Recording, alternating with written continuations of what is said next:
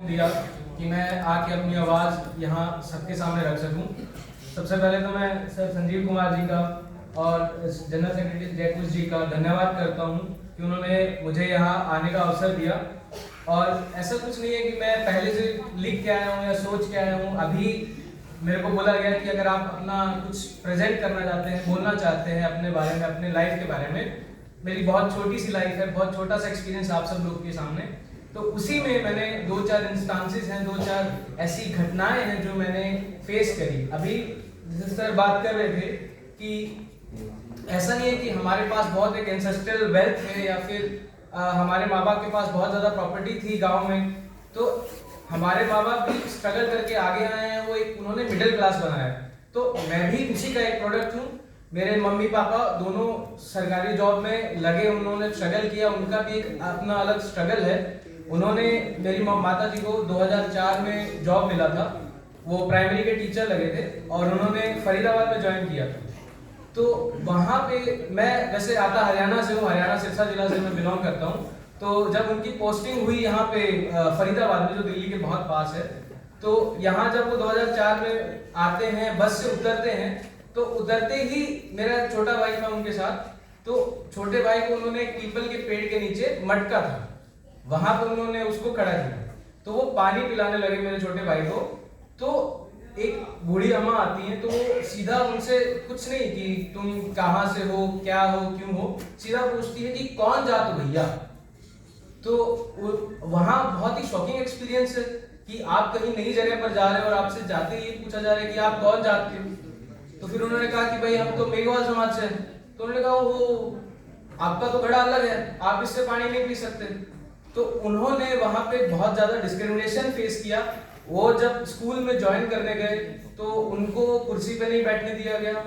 वो जब घर किराए पे लेने के लिए गए तो उनको मेन फरीदाबाद शहर में घर नहीं मिला। उनको अलग से एक कॉलोनी बसाई हुई थी कि यहाँ पिछड़ों का घर है तो दलित लोग यहीं रहेंगे।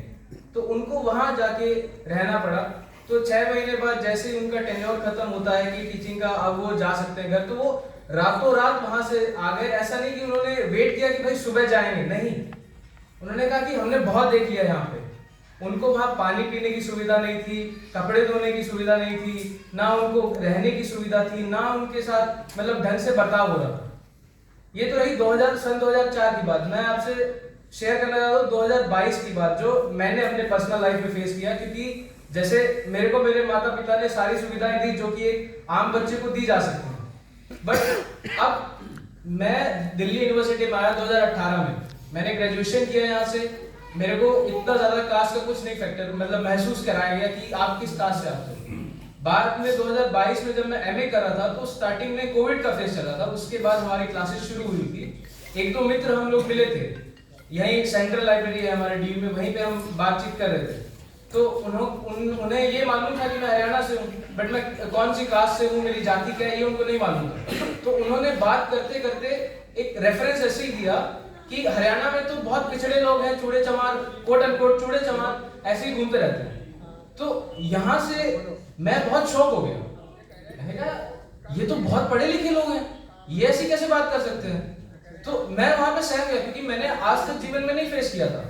तो वहां पे वो मेरा दोस्त वो फिर एक स्टांस पीछे लेता है कि नहीं नहीं नहीं नहीं, मैं ऐसा नहीं कह रहा कि दलित लोग खराब है या चूड़े चमार, मैं ऐसा नहीं हूँ। बट वही है कि ऐसे गरीब लोग होते हैं वहां पे। तो वो एक सेफ खेलने की कोशिश कर रहा था, लेकिन वहां पे मैं डिफेंड नहीं कर पाया क्योंकि मुझे नहीं था, मेरा पहला एनकाउंटर था। बट फिर मैंने जाके पढ़ा, फिर मैंने डॉक्टर बाबा साहब अम्बेडकर के बारे में पढ़ा, मैंने एनालिसिस ऑफ कास्ट पढ़ा। फिर मैंने दिक्कत जानी जो हमारी एकेडमिक फॉर्म में दिक्कत है कि हमारे एकेडमिक फॉर्म में क्या है, बहुत सारे मार्क्सिस्ट हैं, बहुत सारे अलग अलग आइडियोलॉजी विचारधारा के लोग हैं। वो लोग बात करते हैं कि हमें कास्ट नाम की तो चीज है ही नहीं दुनिया में। हमारे भारत में कास्ट नाम की चीज नहीं, हमारे पे क्लास है। तो हमें इकोनॉमिक इक्वालिटी चाहिए, ना कि सोशल इक्वालिटी। पर बाबा साहब ये आर्ग्यू करते हैं अपनी किताब में एनालिसिस ऑफ कास्ट में, बोलते हैं कि जब तक सोशल इक्वालिटी नहीं आएगी, जब तक कास्ट खत्म नहीं होगा, आप इकोनॉमिक इक्वालिटी कहीं से भी नहीं ला सकते। तो ये मतलब मैं कहना चाहता हूँ कि जो पढ़े लिखे लोग हैं, जो हमारे मतलब मास्टर्स कर रहे हैं, बहुत ही ऊंचा ओहदा है मास्टर्स का, तो वहां पे भी लोग जागरूक नहीं है, वो बस प्रिटेंड करते हैं, वो दिखाते हैं कि हम काशिश नहीं है, बट रियल में वो क्या है वो हमें दिख रहा है। एंड ऑल्सो जब पीएचडी की मैं बात बताऊं तो 2023 में मेरी मास्टर्स कंप्लीट हो गई। उसके बाद मैं पीएचडी के लिए इधर उधर देख रहा था कि मुझे कुछ टॉपिक चाहिए, तो उसके लिए एक मेरे सामने इंस्टांस आया था कि हम लोग मेहरगढ़ गए थे, जोधपुर गए थे। वहां पे किला है, मेहरगढ़ का किला, बहुत शानदार बढ़िया किला है। लेकिन वहां पे जैसे आप मेहरगढ़ के किले में घुसेंगे तो एक वहां एक बहुत पत्थर लगा हुआ है, तो उस पे लिखा होगा कि राजा राम मेघवाल 1459 में उनकी मृत्यु हुई। तो मैंने पूछा कि ये कौन है, क्योंककि मैं भी मेघवाल समाज से आता हूँ। मैंने पूछा कि ये मेघवाल है, इनका टूम यहाँ क्यों लगा हुआ है, यहाँ किले पे इनका क्या रेफरेंस है, क्यों लगा है। तो वो बताते हैं कि 1459 में जब राजा महाराजा थे उस टाइम पे, तो एक बहुत ही मतलब प्रचलित प्रथा थी कि अगर आप किला बनाने से पहले या घर बनाने से पहले एक जिंदा आदमी को अगर वहां दफनाते हैं तो वो किला अभेद होता है, उसको कोई भेद नहीं पाएगा, बलि हो गई। तो बहुत सारे किले राजस्थान में ऐसे हैं जहां पे जिंदा आदमी को दफनाया गया, जिंदा दलित आदमी को दफनाया गया, एक बलि दी गई मैं कहूंगा उनकी, लेकिन उसकी कोई बात नहीं करता है आज। क्यों? ना हमारे समाज के लोग